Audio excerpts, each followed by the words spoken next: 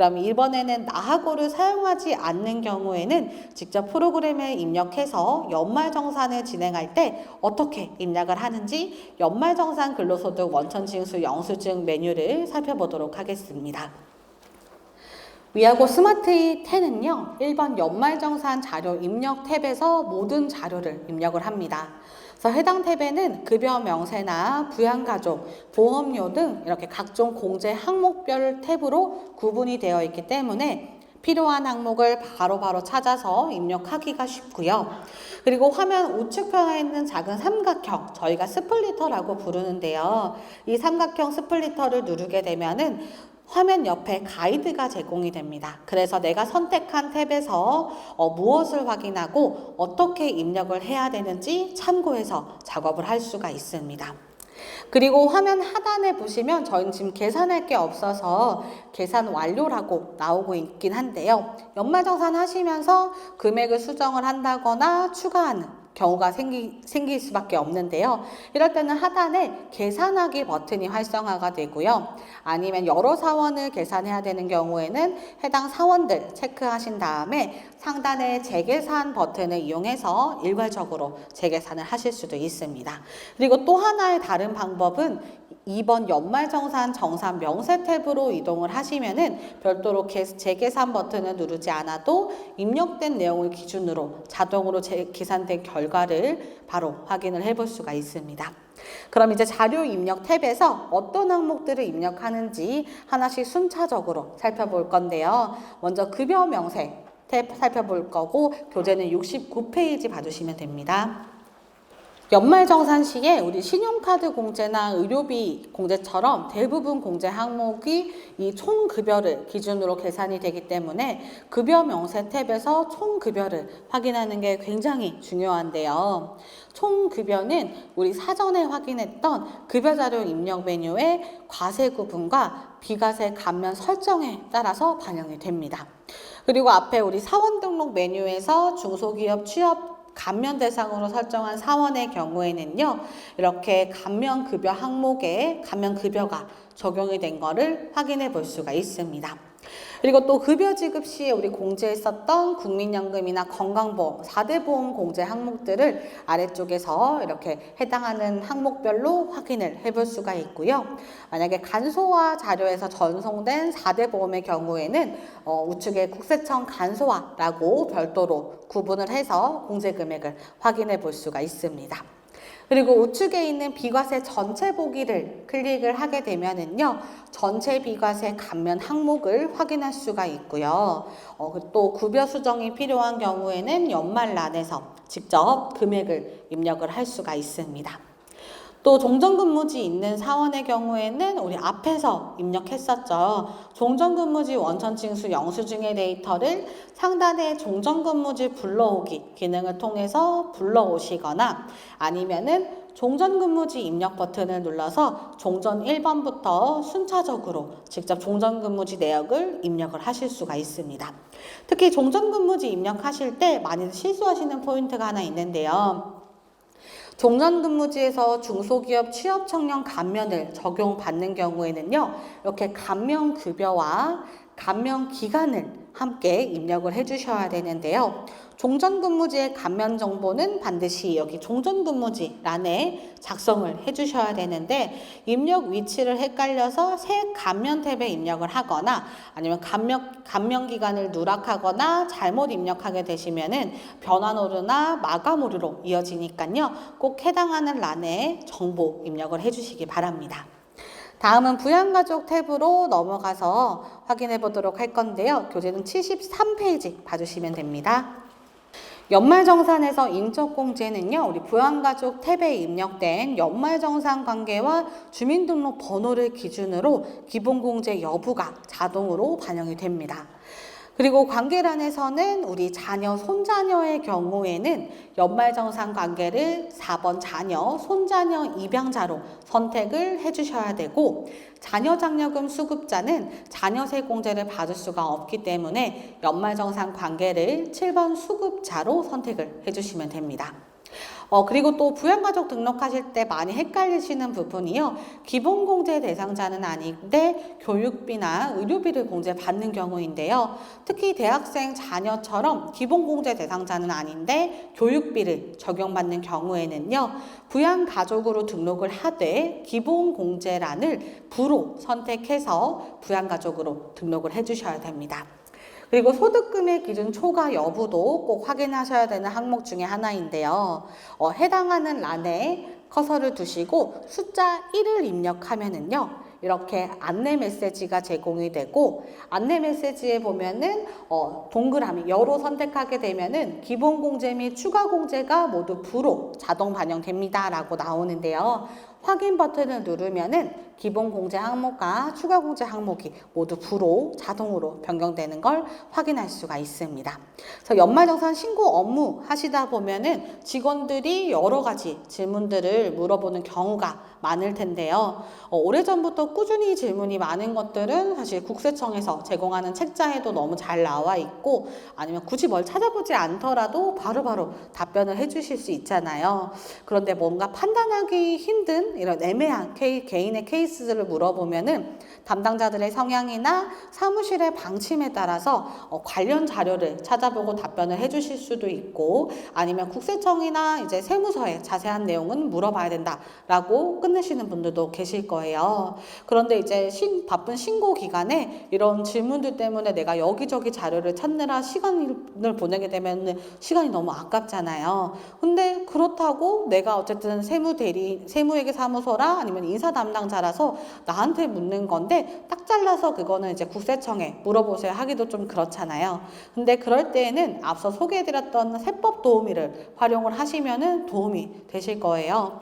세법 도우미는요, 여기 연말정산 근로소득 원천징수 영수증 메뉴 상단에 이렇게 위치를 하고 있는데요. 해당 아이콘을 실행을 해서 여기에 직원이 물어본 질문을 그대로 입력해서 물어보면 됩니다. 그럼 저희는 연말정산 관련으로 제가 질문을 한번 세법 도우미에게 한번 해보려고 하는데요.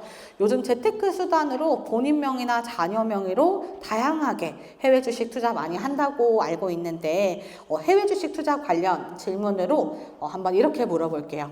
20세 이하 자녀 명의로 해외 주식 투자 후 수익이 발생하면 기본공제 받을 수 있을까요? 라고 질문을 받는다면은 저는 좀 바로 답변을 하기 애매해서 좀 확인해보고 답변을 드린다라고 말씀을 드릴 것 같은데 이렇게 지금 세법 도우미에게 물어보게 되면은 세법 도우미가 제가 물어본 질문 내용을 기준으로 법령이랑 해석례, 판례 등을 함께 검토를 하고 있는 걸 확인할 수가 있고요.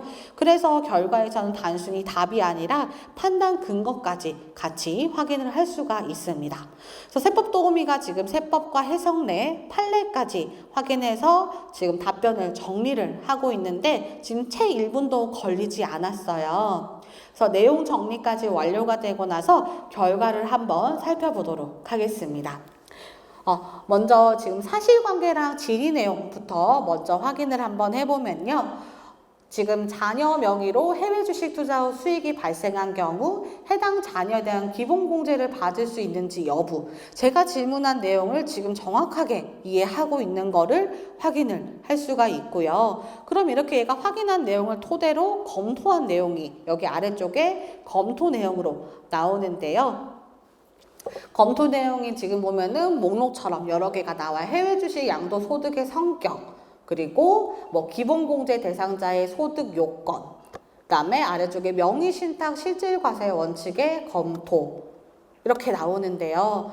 지금 검토된 내용들을 보면은 이제 100만 원을 초과하면은 공제가 어렵다라고 얘기를 하고 있는 것 같은데 그래서 결론을 보면은 지금 100만 원 초과하는 경우에는 기본공제 대상자가 될 수 없다고 나오고 그다음 100만 원 이하가 되면은 기본공제가 가능하다고 나오고 있죠. 이렇게 얘가 지금 결론을 냈는데 이 결론만 믿을 수가 없잖아요. 아래쪽에 보면은 이 결론을 낸 관련 법령이나 해석례, 그리고 근거 법령과 이렇게 아래쪽에 판례까지 확인을 해볼 수가 있어요. 이렇게 아래쪽에서도 확인이 가능한데 상단에 보시면은 조사 완료 카드가 있거든요. 조사 완료 카드를 클릭하면요, 우측에 탐색 기록 및 출처 사이드바가 실행이 돼서 여기에서 이제 답변 도출 과정과 조사된 자료를 한 번에 확인을 해볼 수가 있습니다. 그리고 화면 하단에 보시면은 AI 의견 보기라는 기능이 또 있는데요. 해당 기능은 같은 질문을 두고서 보수적인 성향의 AI와 실무 관점의 AI, 이렇게 서로 다른 성향의 AI가 각자의 시각에서 논리를 제시를 해서 의견을 나누거든요. 이렇게 해석을 한다, 뭐 저렇게 해석을 한다, 이렇게 다양한 해석 방법과 해결 방향을 제시를 해주고 있기 때문에 사용자가 이 내용을 보고 비교하고 검토할 수 있도록 도와줍니다. 그리고 이 의견을 아래쪽에 있는 AI 의견 반영하기 버튼을 반영하면은요, 주고받았던 내용을 토대로 요약을 해서 앞에 검토된 내용의 AI 의견 요약으로 정리를 해서 추가가 되고요. 해당한 내용들을 우리는 활용을 한번 해보고 싶다 하시면은 아래쪽에 의견서 작성 버튼을 누르면은 해당 내용을 워드 파일 형태의 의견서로 제공을 해주고 있기 때문에요, 내부 검토 자료로도 바로 활용을 하실 수가 있습니다. 그래서 지금 저는 연말정산 교육이라 연말정산 관련 질문으로 했는데요, 여기 그 외 다른 세법에 대해서도 동일하게 활용을 하실 수가 있거든요. 그래서 올해 신고 기간은요, 이렇게 24시간 대기 중인 세법 도우미를 업무에 적극 활용하시면 도움이 되실 것 같습니다. 다시 부양가족택 화면으로 돌아와서 장애인 공제에 대해서 이어서 설명드리도록 하겠습니다. 장애인 공제의 경우에는요, 단순히 여부를 선택하는 게 아니라 하단에 있는 안내사항이나 또는 우측 가이드에 있는 번호를 확인을 해서 장애인란에 해당되는 번호를 반영을 해주시면 되는데요. 아마 보통 전년도에 공제를 받았던 경우에는요, 올해도 그대로 적용하는 경우가 대부분이실 텐데요. 이번에 장애인 범위가 명확해졌잖아요. 그래서 특히 3번 항시 치료를 요하는 자로 선택을 해서 공제를 받았던 경우에는요, 올해도 해당 요건에 판단이 되는지 한 번 더 확인을 해주시는 게 좋을 것 같습니다. 그리고 출산 입양 공제도 마찬가지로요, 해당되는 경우에 여부가 아니라 첫째, 둘째, 셋째 이상으로 해당되는 번호를 선택해 주시면 됩니다. 그리고 다음 부녀자 공제는요, 우리 조건이 있죠. 근로소득 금액 3천만 원 이하인 여성 근로자가 배우자가 있거나 아니면 또는 기본공제 대상 부양가족이 있는 세대주일 때 적용이 가능한데요. 부녀자 공제 적용하시려면은 부녀란을 선택하시고 숫자 1을 입력하면은 이렇게 동그라미 표시가 되고 부녀자 공제를 적용하실 수가 있습니다. 그리고 24년에서 26년에 혼인신고한 경우에 혼인세액 공제 가능하잖아요. 여기도 동일하게 해당란 클릭해서 숫자 1을 눌러서 이렇게 동그라미 표시를 반영해 주시면은 혼인세액 공제 50만 원 세액 공제 적용받을 수가 있습니다. 그럼 다음은 보험료 탭으로 넘어가서 입력하는 방법 확인해 볼게요. 교재는 76페이지 봐주시면 됩니다. 급여자료 입력 메뉴에서 우리 공제했었던 건강보험과 고용보험이 여기 그 밖의 자료의 건강과 고용란으로 반영이 되고요. 간소화 PDF 파일에서 자료를 적용한 경우에는 국세청 자료의 건강하고 고용란에 반영이 됩니다. 그리고 보장성 보험 같은 경우에는요, 일반 보장성 보험과 장애인 보장성 보험의 공제율이 12%, 15%로 상이하기 때문에요, 반드시 구분해서 입력을 해주시면 됩니다. 다음은 교육비 탭으로 넘어가겠습니다. 교재는 77페이지 봐주시면 됩니다. 교육비는 근로자 본인과 기본공제 대상자의 교육비가 공제 대상이고요. 나이 제한은 없지만 직계존속의 교육비는 공제 대상에서 제외가 됩니다. 그리고 교육비의 한도는 교육 단계에 따라서도 상이한데요. 미취학아동과 초중고의 교육비는 300만 원, 대학생은 900만 원으로 한도가 다르기 때문에 반드시 해당되는 구분을 선택하고 입력을 해주셔야 됩니다. 그리고 교복부입비는 50만 원, 체험학습비는 30만 원 한도로 적용이 되기 때문에 한도 금액을 초과해서 프로그램에서 입력을 하시더라도 자동으로 한도 금액까지만 반영이 되고요. 그리고 교육비 관련해서 자주 문의 주시는 부분이 우리 해당 연도에 입학한 자녀의 입학 전 교육비인데요. 이 경우에는요, 초중고 구분으로 선택을 하신 다음에 초등학교 교육비와 합산해서 입력을 해주시면 됩니다. 그리고 마지막으로 근로자와 직계존속을 포함한 장애인의 특수교육비는 전액 세액 공제 대상이기 때문에요. 반드시 이렇게 장애인 특수교육비로 구분해서 입력을 해주시면 됩니다. 다음 의료비 탭으로 넘어가겠습니다. 교재는 79페이지 봐주시면 됩니다. 의료비는 이제 부양가족별로 지출한 의료비를 구분해서 입력을 해주셔야 되는데요. 의료비 세액공제는 나이와 소득 요건은 없지만 공제 한도가 대상자에 따라서 달라집니다. 그래서 근로자 본인이나 65세 이상자, 6세 이하 자녀, 장애인, 미수가 선천성 이상아, 그리고 건강보험 산정 특례자, 난임 시술비는 한도 없이 전액 공제 대상이기 때문에 만약 이 전액 공제 대상자라면요, 해당하는 란을 반드시 이렇게 여로 적용을 해주셔야 됩니다. 그리고 안경구입비, 아까 말씀드렸던 것처럼 연 50만 원까지 의료비로 공제가 되죠. 그래서 특히 직접 입력하시는 경우에 안경구입비, 여기 시력보정용 안경 렌즈 구입비 항목을 이제 여로 표시를 안 하시고 누락을 하시는데요. 꼭 여로 설정해 주셔야지 50만 원 한도로 공제가 반영됩니다. 그리고 간소화 자료를 전송하는 경우에도요, 이제 안경 구입비가 50만 원을 초과해서 조회가 될 수는 있지만 그 간소화 자료를 연말정산으로 전송할 때는요, 자동으로 50만 원까지만 반영이 되기 때문에 간소화 자료에 업로드된 의료비랑 전송된 의료비의 금액이 상이한 경우에는요, 혹시 안경 구입비가 포함되어 있지 않은지 먼저 확인해 보시면 좋을 것 같습니다. 그리고 또 산후조리원 비용도 의료비 공제 대상인데요. 해당되는 경우에 산후조리원 해당 여부를 여로 선택해 주시면 되고, 그리고 실손보험금 수령한 경우에는 실손의료보험금란에 수령한 금액 입력하시면은 해당 금액 제외한 공제 대상 금액이 자동으로 집계가 되고, 그 공제 대상의 15%가 세액 공제가 가능하죠. 근데 하지만 총급여의 3%를 초과해서 의료비 지출한 경우에만 공제가 가능하니까요. 지출액이 있어도 공제가 되지 않는다면은 총급여 3% 초과 여부 먼저 확인해 주시면 됩니다. 다음은 기부금 탭 넘어가도록 하겠습니다. 기부금은요, 정치자금 기부금과 우리사주 기부금, 고향사랑 기부금은 본인이 지급한 기부금에 한해서만 공제가 되기 때문에 다른 부양가족으로 해당되는 유형을 선택해도 반영이 되지 않습니다. 그리고 기부처의 상호와 사업자 등록 번호는 정치자금 기부금을 제외하고는 필수 입력 사항인데요.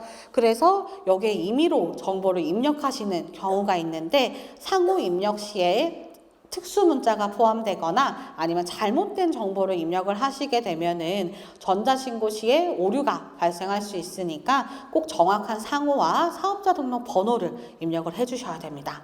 그래서 기부금 입력하는 방법은요, 여기 해당 연도 기부 명세에서 지금 현재 연도 기부금을 유형별로 입력을 하시면은 아래 코드별 기부금 합계 자동으로 집계가 됩니다.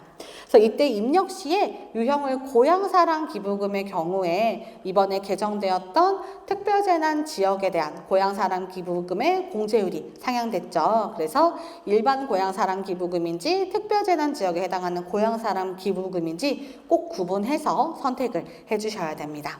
그리고 전년도에서 2월된 기부금이 있는 경우에는요, 전년도 기부금 명세 탭에서 직접 입력을 하거나 전년도 데이터가 있는 사원이라면은 전년도 기부금 불러오기 버튼으로 간편하게 반영을 할 수가 있습니다.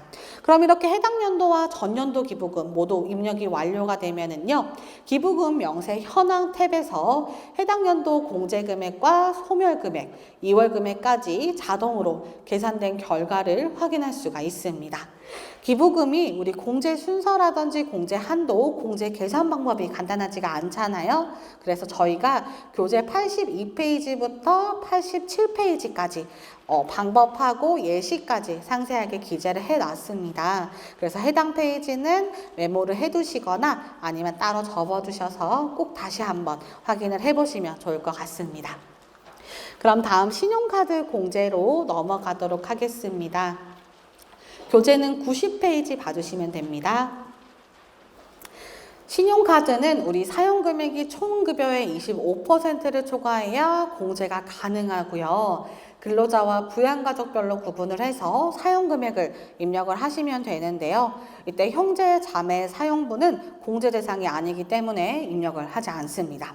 그리고 이번에 수영장 체육시설 이용료가 추가 공제 대상으로 신설이 돼서 이렇게 문화체육 사용분으로 명칭이 변경된 거를 확인할 수가 있는데요. 지금 저희 화면 보시면은 입력창이 회색으로 비활성화가 되어 있죠. 지금 문화체육 사용분 오른쪽에 조건이 있어요. 총급여 7천만 원 이하자만이라고 되어 있는데 이 사원의 총급여를 보면은 9,600만 원이에요. 7천만 원을 초과했죠. 그래서 7천만 원 초과하면은 공제 대상이 아니기 때문에 입력할 수 없도록 이렇게 비활성화가 되어 있습니다. 그래서 프로그램이 총급여 먼저 판단해서 대상이 아니기 때문에 입력할 수 없도록 해놓은 거기 때문에요. 그래서 왜 입력이 안 되지? 왜 비활성화되어 있지? 싶으시면은 총급여부터 먼저 확인해 보시면 됩니다. 그럼 다음은 주택자금 입력 탭으로 넘어가도록 하겠습니다. 주택 임차 차입금 원리금이나 이자 상환액이 있을 경우에는 이 주택자금 탭에서 입력을 해주시면 되는데요. 먼저 상단의 우측에 있는 무주택자 여부를 먼저 선택을 해주시면 되고요. 그리고 1번 주택 임차 차입금 원리금 상환액, 여기에서 입력하시는 거를 많이 헷갈리시는데 은행에서 차입한 경우에는 1번 대출기관 란에만 입력을 하시면 끝이고요. 그러면은 2번 거주자간 주택 임차 차입금 원리금 상환액 소득공제 명세는 언제 작성하냐라고 물어보실 수가 있는데 여기는 총급여가 5천만 원 이하인 사원이 대부업 등을 경영하지 않는 거주자로부터 차입한 경우에만 입력하는 란이기 때문에요. 은행에서 차입한 경우에는 1번 대출기관에만 금액 입력하시면 됩니다. 그리고 아래쪽에는 장기주택 저당 차입금 이자 상환액 입력하실 수 있는데 여기는 차입 시기랑 상환 기간에 따라서 한도가 다르기 때문에요. 불입 상환액을 구분해서 해당되는 란에 입력을 해주시면 됩니다. 다음은 연금저축 탭으로 넘어가 보도록 하겠습니다. 퇴직연금 공제는요, 우리 구분 여기 오른쪽에 삼각형 모양 눌러서 1번 퇴직연금이나 2번 과학기술인 공제 외 해당되는 구분 선택해서 정보랑 납입금액 입력을 해주시면 되고요. 연금저축공제도 동일하게 구분 선택해서 입력을 하시면 되는데 여기서 어떤 구분 선택해야 되는지 헷갈리시더라고요. 1번 개인연금 저축은요. 2000년 12월 31일 이전에 가입을 하고 납입액의 40% 연 72만 원 한도로 소득 공제가 되는 항목인 거고요. 3번 연금저축이 우리가 흔히 말하는 연금저축 세액 공제 항목입니다. 그리고 ISA 만기 후에 연금계좌로 납입한 경우에 연금저축 공제로 입력을 하시던데 여기가 아니라 아래쪽에 보면은 ISA 만기 시 연금계좌 납입액 항목이 별도로 구분되어 있으니까요. 꼭 구분해서 입력을 해주시기 바랍니다. 그럼 다음으로는 주택마련 저축 공제 항목인데요. 여기도 동일하게 이제 삼각형 눌러서 구분 입력해서 반영하시면 되는데 조건이 있습니다. 총급여 7천만 원 이하인 세대주 또는 세대주의 배우자만 가능한데요. 지금 저희가 입력을 하려고 해도 이 삼각형 모양 구분 선택하는 창이 안 나오고 더블 클릭을 해도 활성화가 안 되는 걸 보실 수가 있는데요. 지금 이 사원의 총급여 보면은 9,600이잖아요. 그래서 조건에 7천만 원을 초과했기 때문에 이 프로그램에서 먼저 입력을 할 수 없도록 막혀 있는 거예요. 그러면은 7천만 원 초과하지 않은 다른 사원으로 한번 확인을 입력하는 방법을 보면은요. 여기 삼각형 모양 눌러서 우리 구분 선택할 수가 있죠. 구분 선택해서 입력을 한번 해보려고 하면은 여기 금융회사 등 입력을 지금 세대주 또는 세대주의 배우자인 경우에만 입력이 가능하다라고 나오는데요. 아까 조건이 총급여 7천만 원 있었고 세대주 또는 세대주의 배우자만 가능하다고 말씀을 드렸는데요. 아까 제가 부양가족에서 세대주 항목 중요하니까 꼭 확인하셔야 된다고 말씀드렸었죠. 여기 부양가족의 세대 보면은 세대 1으로 되어 있어요. 그래서 조건이 해당이 되지 않으니까요. 이렇게 조건은 변경하고 다시 한번 이제 주택마련저축에 가서 확인을 한번 해보도록 하겠습니다. 선택하면 다음으로 넘어갈 수 있고요. 금융기관 선택해서 계좌번호랑 납입금액 입력을 해주시면 됩니다. 다음은 이제 장기집합 투자증권 저축 공제인데요. 여기도 조건이 있습니다. 여기는 조건이 총급여 8천만 원 이하 근로자만 공제가 가능한데요. 이렇게 지금 8천만 원 초과하는 사원이 입력을 하려고 하는 경우에는 메시지가 나옵니다. 총급여 8천만 원 초과해서 입력할 수 없다고 나오는 거고요. 이 메시지 오류 아니라 프로그램에서 먼저 입력 못하게끔 막혀 있는 거라고 보시면 됩니다. 그리고 아래쪽에 투자조합 출자도요. 투자연도 입력을 하고 해당되는 투자 구분 선택해서 입력을 해주시면 되는데요. 특히 조합 2번 투자의 경우에는 납입금액 최대 3천만 원이기 때문에 금액을 초과해서 입력하지 않도록 조특법 기준을 꼭 참고해서 확인해 입력해 주셔야 됩니다. 다음은 월세액 공제 입력창 넘어가서 확인 한번 해보도록 할게요. 월세액 공제를 받을 수 있는 요건도 우리 총급여 8천만 원 이하의 무주택 세대주이거나 아니면 일정 요건을 충족한 세대원이 공제를 받을 수가 있습니다. 공제율은 총급여 5,500만 원 이하자는 17%, 초과 시에는 15%가 적용이 되고요. 연 1,000만 원 한도 내에서 세액 공제가 가능합니다. 그래서 월세액 공제 탭에서도 마찬가지로 상단에 무주택자 여부를 선택을 해서 아래쪽에 임대 정보를 입력을 할 수가 있는데요. 지금 이 사원은 8천만 원 이하, 아까 세대주 선택했었죠. 그래서 월세 공제 정상적으로 입력 가능한 걸 보실 수가 있고요. 아까 8천만 원 초과했던 우리 고길동 사원을 보면은 입력을 하려고 하면은 공제받을 수 없다고 프로그램에서 자동적으로 입력을 할 수 없게끔 막혀 있는 거 확인하실 수가 있습니다. 그럼 다음 기타 공제 탭으로 넘어가 볼게요. 기타 공제 항목은요, 소기업 소상공인 공제부금인 흔히 말하는 노란우산 공제부금과 세액공제에 해당하는 주택 차입금 이자 상환액 공제, 외국납부 세액 공제를 입력을 하실 수가 있어요. 그리고 여기서 개정세법 때 말씀드렸던 내용 한 번 더 말씀드리면은 노란우산 공제부금의 적용 기준이 우리 8천만 원 이하로 기준이 완화가 됐고 소득구간별 공제 한도도 조정이 됐죠. 그래서 기존의 대상이 아니어서 공제를 못 받으셨던 분들도 이번에는 공제가 가능한지 한 번쯤 확인해 보시면 좋을 것 같습니다. 다음은 세액감면 탭 입력 넘어가도록 하겠습니다. 우선 조세특례 제한법 53조 제외 항목부터 보면은요, 여기에서는 급여자료 입력 메뉴에서 감면수당을 등록을 해주셨다면은 우측에 있는 감면소득 불러오기를 눌러서 감면급여를 해당하는 내가 설정했던 감면 코드란에 뭐 T01, T30, T42 내가 설정한 감면란에 감면 소득이 불러오는 것을 확인할 수가 있고요. 그리고는 아래쪽에 중소기업 취업청년 감면 항목인데요. 먼저 여기 세액감면 탭에서 우측에 있는 총급여 불러오기 버튼으로 감면급여와 사원등록의 감면 정보를 반영을 할 수가 있습니다. 그리고 여기 세액 감면 탭에 있는 아래 감면 기간은요, 현 근무지의 감면 기간만 반영을 하셔야 되고 종전 근무지 감면 기간은 여기에 포함하시면 안 됩니다. 그래서 예를 들어서 종전 근무지에서 우리가 중소기업 취업 청년 감면을 받다가 3월에 이 현 근무지로 입사한 사원이 있다면요, 이 경우에는 종전 근무지의 감면 기간을 여기에 세액 감면 탭에 포함해서 1월 1일부터 입력을 하는 경우가 정말 많은데요. 있는데요. 이건 감면기간을 잘못 입력한 거죠. 종전근무지에서 받은 감면기간은 우리 아까 세액 감면 탭이 아니라 급여 명세 탭에 종전란에 입력했을 때 하단에 있는 감면기간 1월에서 2월까지 종전 감면기간 입력을 하셔야 되고 세액 감면 탭에서는 현 근무지의 감면기간을 입력을 해야 되니까 3월 1일부터 이렇게 종료일자까지 입력을 해주셔야 됩니다. 마지막으로는 출산지원금 명세 보도록 하겠습니다. 출산지원금이 있는 경우에는 출산지원 탭에서 해당 명세를 작성을 해주셔야 되는데요. 여기서 출산지원금 불러오기 버튼을 누르면요.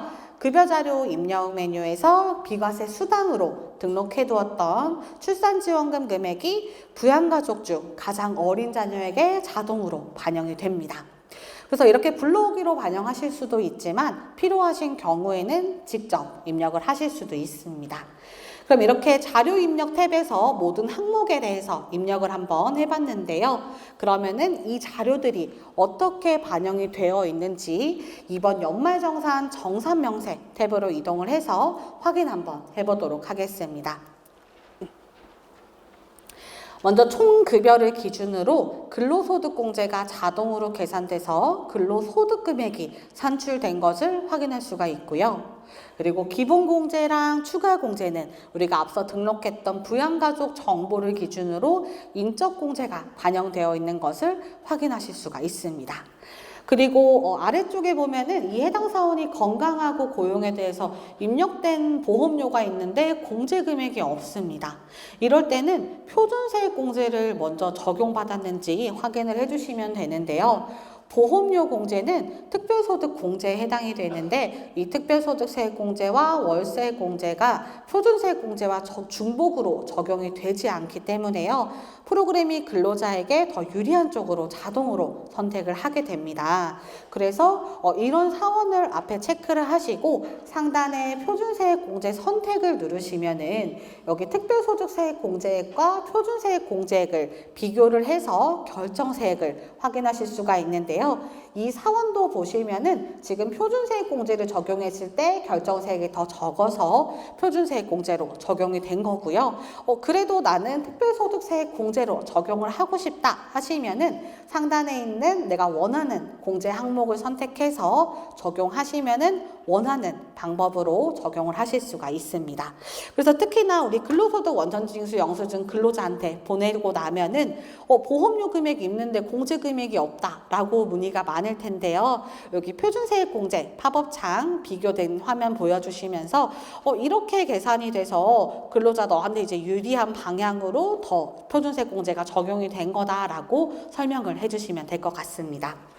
다음 주택자금 공제는요. 돋보기 아이콘을 클릭하면은 내가 입력했던 대상 금액과 실제 공제된 금액을 상세하게 확인을 하실 수가 있는데요. 여기 내가 입력한 대상 금액이 그대로 공제되는 게 아니라 한도 계산돼서 한도까지 적용되는 거 확인하실 수가 있고요. 그리고 아래쪽에 신용카드 공제 항목도 우리 지출 구분별로 공제율이 다르기 때문에 입력한 각 항목들이 합산되어 계산된 결과를 이렇게 돋보기 아이콘 눌러서 확인하실 수가 있고 특히 총급여 25% 초과해서 사용해야 신용카드 공제 가능하잖아요. 그것도 이 팝업창에서 여기 최저 사용금액에서 확인해서 근로자들에게 안내하실 수가 있습니다. 그럼 이렇게 총급여에서 인적공제랑 특별소득공제, 그 밖의 공제를 차감해서 과세 표준이 계산이 되고요. 이 과세 표준에 세율을 적용해서 산출세액이 계산이 됩니다. 그리고 앞서 우리 세액 감면 탭에서 입력했었던 감면급여는 산출세액에 따라서 감면세액이 계산되어 반영이 되고 있고요. 아래쪽에 있는 근로소득 세액공제도 산출세액을 기준으로 자동으로 계산이 되고 돋보기 아이콘 누르시면은 공제세액과 공제세액 한도 계산 방법을 확인해 볼 수가 있습니다. 그리고 아래쪽에 혼인세액 공제도 아까 우리 부양가족 탭에서 혼인란에 숫자 1 눌러서 동그라미 여로 표시했잖아요. 그러면 이렇게 50만 원 세액 공제 반영된 거 확인할 수 있고요. 아래쪽에 연금계좌 세액 공제 살펴보도록 하겠습니다. 연금계좌도 지금 이 사원 보시면은 300만 원 납입 금액이 있는데 세액 공제 금액이 없어요. 하단에 보시면은 공제 순서가 있는데 연금계좌 세액공제는 후순위 공제이기 때문에요. 다른 공제로 이미 산출세액이 없으면은 납입금액이 있어도 세액공제가 적용이 안 됩니다. 그래서 이 경우에는요, 이미 다른 공제로 앞에서 이미 충분히 공제가 돼서 연금계좌 세액공제를 적용한 세액이 없는 상태라고 이해해 주시면 될 것 같습니다. 그럼 다음 기부금도 자동으로 계산된 결과 이렇게 반영되어 있는데요. 정치자금과 고향사랑 기부금은 이렇게 10만 원 이하 초과로 구분이 되어 있고, 고향사랑 기부금 같은 경우 개정된 특별재난 지역도 이렇게 구분되어 있는 것을 볼 수가 있습니다. 여기서도 돋보기 아이콘을 눌러서 기부금 종류별로 공제대상 기부금과 세액 공제 금액 상세하게 확인을 하실 수가 있고요. 아까 제가 페이지 메모해 두시라고 말씀드렸던 부분, 여기 아래쪽에 참고사항 누르시면은 동일하게 확인을 해 보실 수가 있습니다. 그럼 다음 항목은 기타 공제 항목 확인해 볼 건데요. 납세조합공제랑 주택 차입금 이자 상환액, 외국 납부세액이 있는데, 특히 주택자 차입금 이자 상환액의 경우에는 세액공제 금액의 20%가 농특세로 자동으로 계산이 되기 때문에요. 갑자기 농특세가 표시가 되면은 많이들 당황하시는데, 농특세가 있다면은 이사원 주택 차입금 이자 상환액 입력되어 있구나라고 확인을 해주시면 될 것 같습니다. 다음은 월세액인데요. 월세액도 똑같이 돋보기 아이콘 눌러서 공제되는 금액 확인하실 수가 있는데요. 월세액을 여기에서 무주택자 여부가 비활성화되어 있습니다 라고 문의를 주시는 고객님들이 종종 계신데요. 우리 무주택자 여부 선택은 자료 입력 탭에서 선택을 해서 와주셔야 됩니다.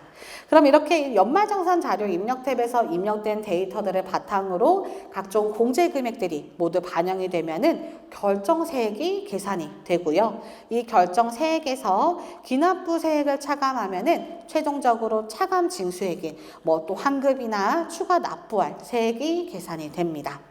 그러면은 해당 사원뿐만 아니라 모든 사원 연말정산 자료 입력과 검토가 완료가 되면은 마감 하셔야 되잖아요. 앞에 안내드렸던 것처럼 우리 총괄 탭에 2번 연말정산 정산 명세에서 마감을 하시면 됩니다.